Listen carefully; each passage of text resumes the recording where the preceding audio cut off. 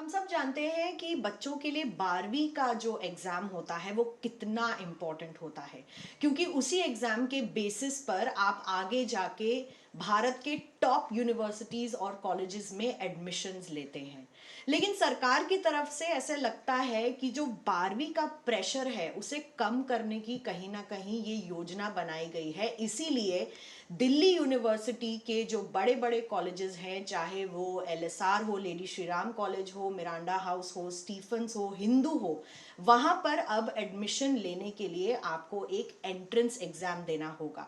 हम बात करेंगे इस पर दिल्ली यूनिवर्सिटी के vice chancellor professor Yogesh Singh से। थैंक यू सर हमसे बात करने के लिए। पहले तो बताइए कि क्या मंशा है आप लोगों की, क्योंकि अमूमन बाकी यूनिवर्सिटीज़ में एंट्रेंस एग्जाम्स पहले से ही शुरू हो गए थे, दिल्ली यूनिवर्सिटी में इतनी देरी से क्यों आया? हमारी यूनिवर्सिटी थोड़ी लेट हो गई इसमें। और देखिए, पिछले 3-4 साल से ये इशू चल रहा है कि 100% कट ऑफ जाता है, और इस साल पेंडेमिक भी था तो बहुत सारे स्टूडेंट्स को 100% मार्क्स भी आए हैं। और उस कारण से बहुत सारे कोर्सेज में 100% पे बंद हो गया एडमिशन। तो ये सुनने में भी अजीब लगता है, वैसे भी अजीब है। क्या मतलब कि आप एक 100% मार्क्स ला रहे हैं। मैं ये नहीं कह रहा कि 100% वाले बच्चे तो बहुत अच्छे हैं ही, 95 वाले भी बहुत अच्छे हैं, 94 वाले भी अच्छे हैं। ये सब एक ही लॉट के बच्चे हैं, ब्राइट ब्रेन्स हैं हमारे देश के। लेकिन सबको फेयर चांस मिल नहीं पा रहा है। जो लोग लीनियन बोर्ड से आ रहे हैं उनके मार्क्स ज़्यादा आ रहे हैं। उसी कैलिबर का बच्चा यदि ऐसे बोर्ड से आ रहा है जो कि टाइट बोर्ड है, थोड़ा सख्त है मार्क्स देने में, उसको लगता है वही पॉलिसी ठीक है, होगी भी। हम उस पर कोई कमेंट नहीं करना चाहेंगे उनकी पॉलिसी पे, क्योंकि ये मार्क्स ओरिएंटेड सिस्टम कितना ठीक है ये एक अलग डिबेट का सब्जेक्ट है। लेकिन दो सेम कैलिबर के बच्चे अलग अलग मार्क्स लेके अलग अलग कॉलेजेस में एडमिशन ले रहे हैं, ये अच्छी बात नहीं है सिस्टम के लिए। तो हमने सोचा कि टेस्ट के थ्रू आए, टेस्ट एक अच्छा फिल्टर है, और उससे जो स्टूडेंट्स आएंगे कम से कम जो उनका कैलिबर है, कैपेबिलिटी है, उसके हिसाब से उनको एडमिशन मिलेगा, फेयर चांस होगा, और किसी भी कॉलेज में अपने इंटरेस्ट से वो एडमिशन ले पाएंगे। तो सर मैं आपसे पूछना चाहूँगी, अभी बोर्ड एग्जाम्स इस साल के चल रहे हैं और ख़त्म भी होने वाले हैं, तो क्या वो बच्चे जो अब बोर्ड दे रहे हैं उनको भी अगर दिल्ली यूनिवर्सिटी में एडमिशन चाहिए तो उन्हें भी ये एंट्रेंस टेस्ट देना होगा? बिल्कुल। अभी जो नेक्स्ट एकेडमिक सेशन 22-23 शुरू होगा, तो उसमें जो भी एडमिशन लेंगे उनको टेस्ट के थ्रू ही एडमिशन होगा। तो उनको उसी हिसाब से अपने मन को बनाना होगा और तैयारी करनी होगी उसके लिए। और कब ये एंट्रेंस टेस्ट आप लोग लेने की सोच रहे हैं? हम लोग तो ऐसा सोचते हैं कि 12th के एग्ज़ाम्स के 1 महीने के अंदर या उसके थोड़ा देर में इसको टेस्ट को लें, जिस कारण से स्टूडेंट्स को टाइम मिल जाए तैयारी करने का। अभी तो 12th की तैयारी में भी बिजी होंगे, थोड़ा सेशन भी क्योंकि पेंडेमिक के कारण से लेट चल रहा है, तो वो सब ध्यान में रखते हुए लेंगे।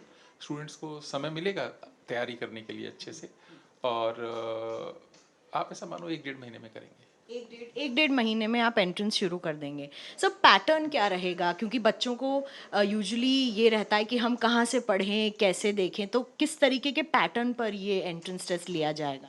अभी तो इसकी डिटेल्स वर्कआउट होनी है, तो एक कमेटी कॉन्स्टिट्यूट करेंगे और वो डिटेल्स इसकी बनाएगी।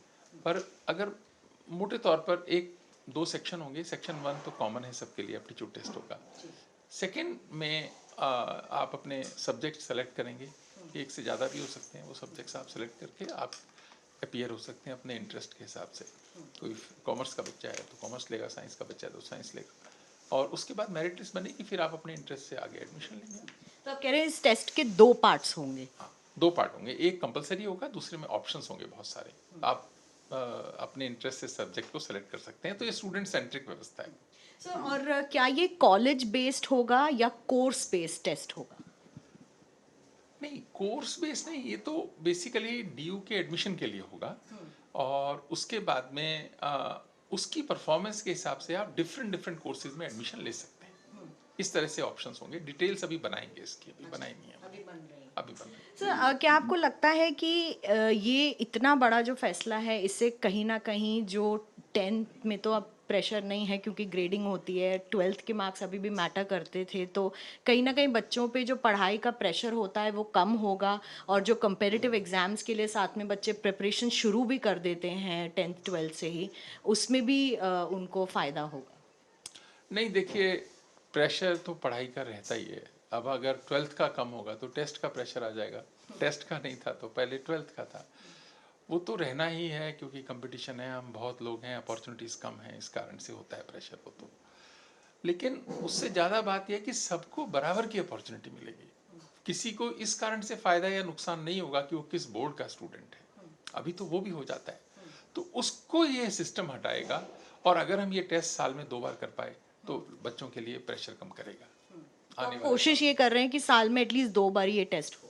इस साल तो नहीं, पर आने वाले समय में हम करना चाहेंगे। वो एक आइडियल सिचुएशन है कि अच्छा रहेगा लार्जर इंटरेस्ट में। जेई का भी अभी किया है, तो अभी देखते हैं कि किस तरह से ये आगे हम बढ़ते हैं इस पे।